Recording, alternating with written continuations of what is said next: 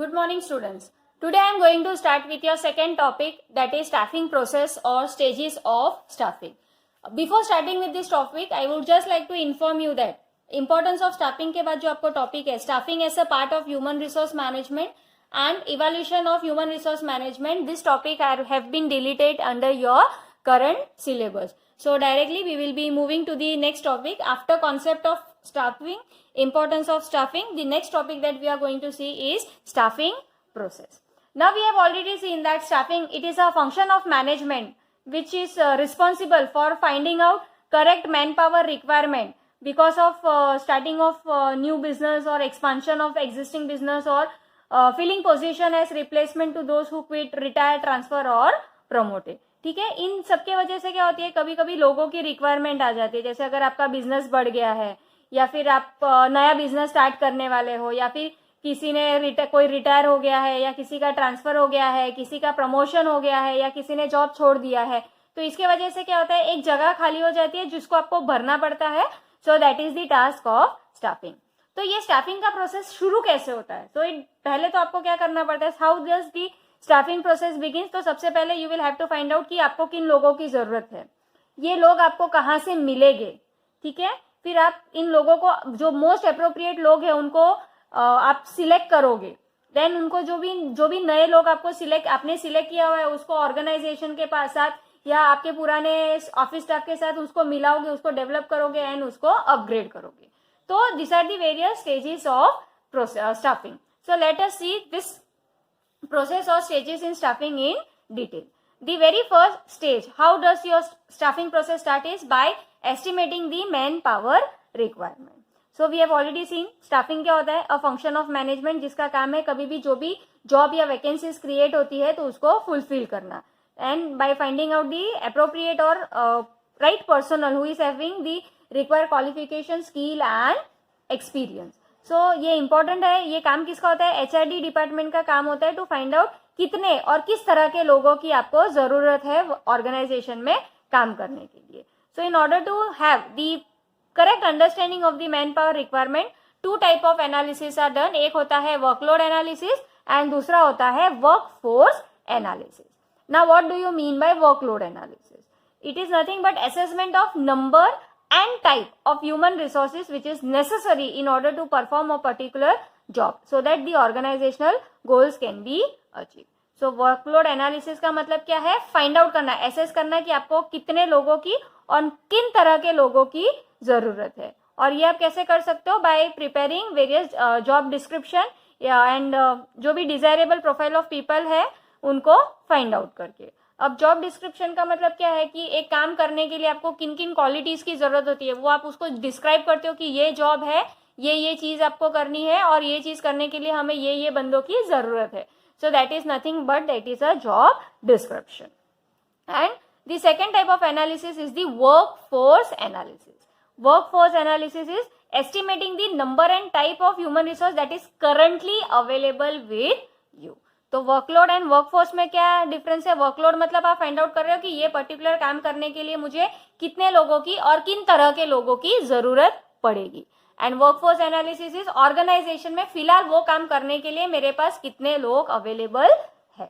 सो यहाँ पे workforce analysis का मेन मकसद क्या होगा, it will help the staffing personnel to find out कि कहीं ऑर्गेनाइजेशन में ओवर स्टाफिंग, अंडर स्टाफिंग है या ऑप्टिमली स्टाफ है. बिकॉज अगर ओवर स्टाफिंग होगा तो क्या होगा, कुछ जो एग्जिस्टिंग एम्प्लॉयज है you will have to remove them from the job या फिर उनको ट्रांसफर करना पड़ेगा.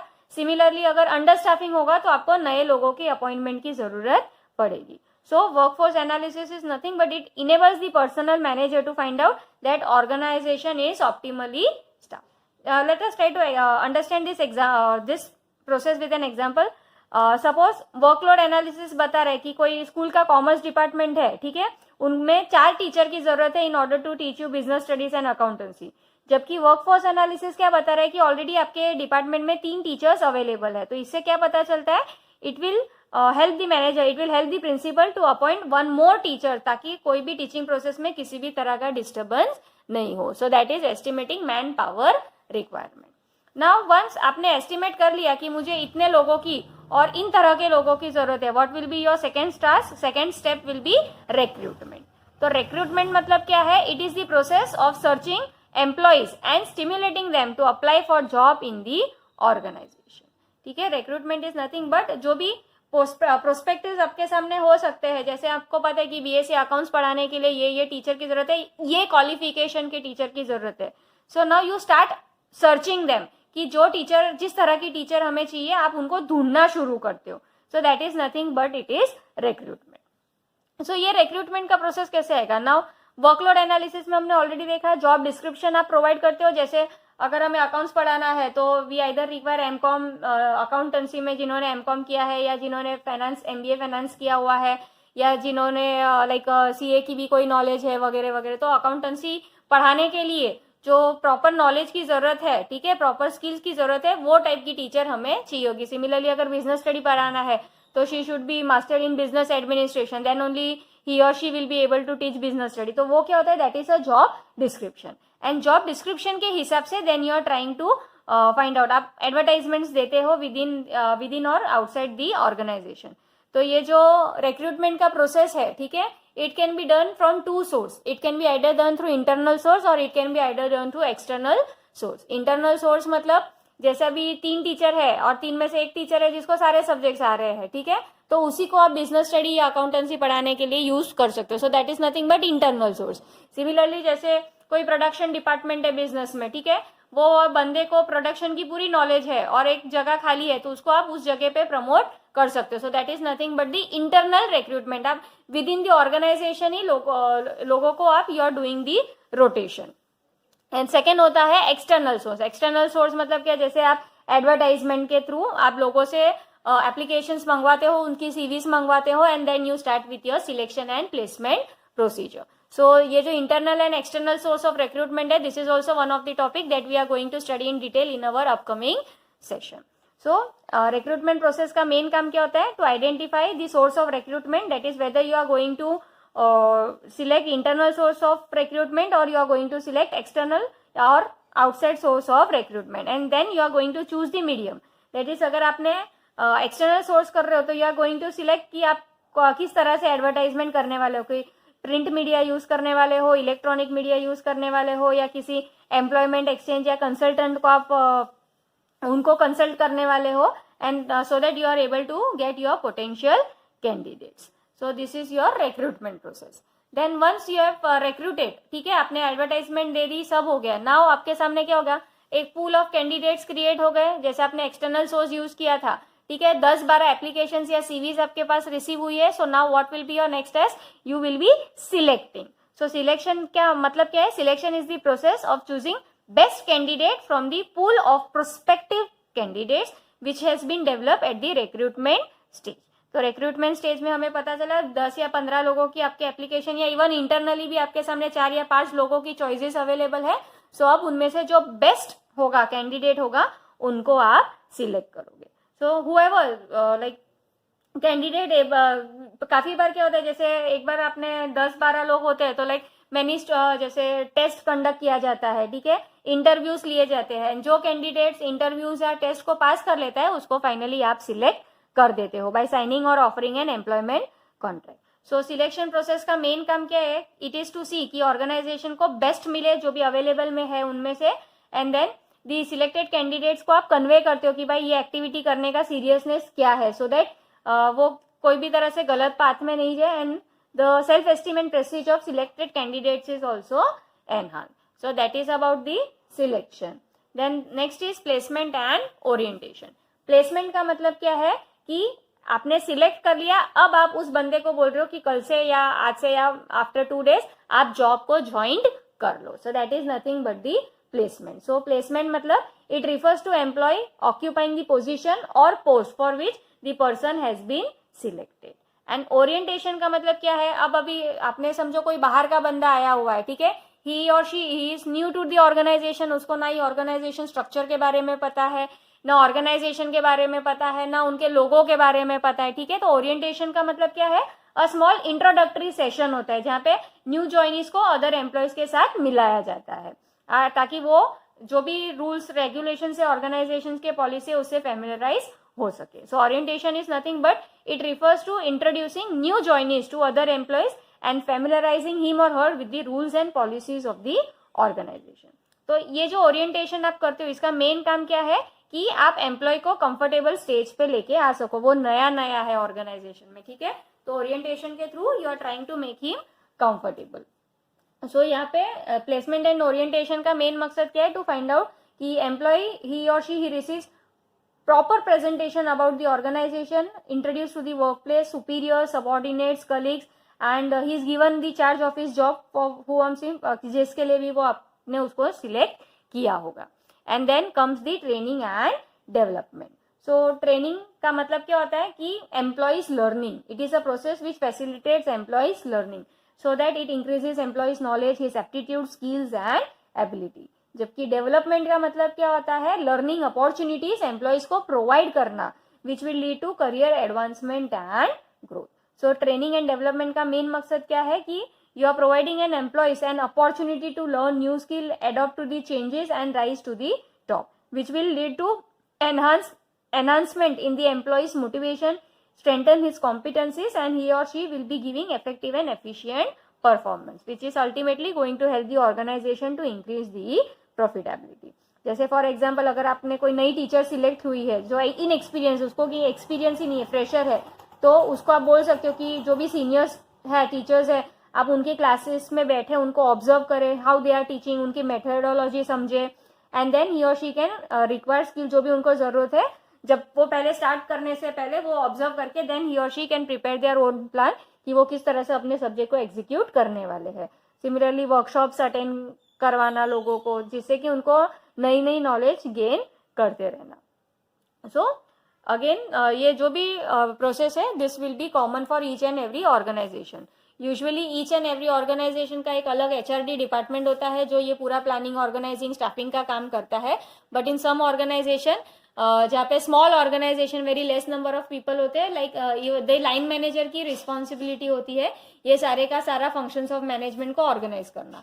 तो इन दैट केस और 3 स्टेजेस इसमें ऐड हो जाते हैं। तो आपका जो स्टेजेस है ट्रेनिंग एंड डेवलपमेंट तक तो है, इसके अलावा भी and 3 more steps are to be performed by each and every organization, whether small or whether it is a big. So the 6th step or 6th stage of your staffing is performance appraisal. Now आपने training दे दी, development के लिए आपने उसको scope दे दिया, तो अब आपको क्या काम है, ऑर्गेनाइजेशन को जो भी एम्प्लॉय को आपने सिलेक्ट किया है उनके परफॉर्मेंस को इवेल्युएट करना। So what do you mean by performance appraisal? It means evaluating an employee's current or past performance as against certain pre determined standard. जैसे आपने कोई नई टीचर को अपॉइंट किया है, ठीक है, अब नई टीचर क्या वो ठीक तरह से पढ़ा पा रही है या नहीं, बच्चे समझ पा रहे हैं या नहीं उनकी लैंग्वेज, ठीक है, तो वो आपको परफॉर्मेंस इवेल्युएट करना पड़ता है, उनको अप्रेस करना पड़ता है परफॉर्मेंस को, so that you come to find out कि whatever standard has been maintained not only by school, by any organization, whatever standard has been maintained, whether that employee is able to meet that standard or not. So performance appraisal is also done. It is nothing but giving feedback to the employees कि आपसे क्या चाहते थे और आप किस level पे हो, ताकि और इम्प्रूवमेंट करने की जरूरत है, और अगर जहां पे आप हो whatever is been expected and you are completely delivering it, that means you are doing your best, and then you are trying to go at the top. Then once performance appraisal is done, the next step again comes our promotion and career planning. Now it is also very important for each and every organization कि जो भी career related issues होते हैं employees के, या promotion avenues आप आपके employees को provide करें. So promotions का मतलब क्या है? They are nothing but they are the integral part of people's career. ठीक है, जो भी लाइक करियर प्रमोशन या करियर प्लानिंग कोई एक लेवल पे है, अब आप उसको ऊंचे लेवल पे लेके जा रहे हो, जैसे कोई पहले सिर्फ टीचर थे अब आप उसको एचओडी बना रहे हो, सो what is that? That is a promotion. ठीक है, सिमिलरली कोई एम्प्लॉय है प्रोडक्शन में, सुपरवाइजर से he is going to manager या सुपरवाइजर इंचार्ज बना देते हो, ठीक है, so what is that? That is a promotion. तो ये प्रमोशन आप क्यों करते हो? जस्ट ताकि आप उसको जॉब सेटिस्फेक्शन आ सके। जैसे सिमिलरली एचओडी है, आप now you are giving him or her the post of vice principal, ठीक है, तो जैसा जब आप प्रमोशन करते हो, ठीक है, तो इससे क्या होता है, उनकी रिस्पॉन्सिबिलिटीज भी बढ़ जाती है, and again the payment mode is also going to increase. And last but not least, the last is the compensation. Each and every organization they have to establish their wage and salary plans for their employees. So compensation का मतलब क्या है? Whatever you are paying to the employee, ठीक है, whatever rewards you are paying to the employees, that is termed as compensation. ये जो compensation है, it can be of 2 form, it can be in direct or it can be in indirect form. Direct का मतलब क्या होता है, financial payments जैसे कि wages, salaries, incentives, commissions, bonus जो भी आप देते हो in terms of money, that is termed as direct compensation. जबकि इनडायरेक्ट कंपेंसेशन मतलब क्या, जैसे वेकेशन में उनको भेजना या उनका इंश्योरेंस पे करना, so that is a indirect form of compensation. ये जो डायरेक्ट कंपेंसेशन है, ठीक है, डायरेक्ट फाइनेंशियल कंपेंसेशन या डायरेक्ट फाइनेंशियल पेमेंट है, they are still of two more type. एक या तो आप टाइम बेस्ड कंपेंसेट कर सकते हो या you can performance based compensate कर सकते हो. टाइम बेस्ड कंपेंसेशन मतलब क्या है, जैसे डेली वेजेस या मंथली वेजेस या ऑन एनुअल बेसिस या वीकली बेसिस पे आप पेमेंट करते हो, टाइम के बेस पे आप करते हो, ठीक है. Time is what, monthly, weekly, daily, so that is termed as time. तो यूजुअली मेनी ऑर्गेनाइजेशंस जो सेकेंड और फर्स्ट लेवल के लोग हैं उनसे टाइम बेस्ड पे ही they are giving the compensation, जैसे हर मंथ पे उनकी सैलरीज उनको देना. जबकि सेकेंड वे क्या होता है, there are when you are using performance based का मतलब क्या है, you are giving the salaries और wages according to piece work, यानी जितना काम किया उसके हिसाब से आप उसको पैसा दे रहे हो. जैसे ये यूजुअली जो वर्कर्स या लेबरर्स होते हैं उनके लिए परफॉर्मेंस बेस्ड कंपेंसेशन सिस्टम्स रखी जाती है, जैसे जितने नंबर ऑफ यूनिट्स वो प्रोड्यूस करेगा उसके हिसाब से उसको पेमेंट मिल जाएगी. So this are the compensation. So that's all for today. Tomorrow I'll going to start with recruitment and what are the sources of recruitment. Thank you.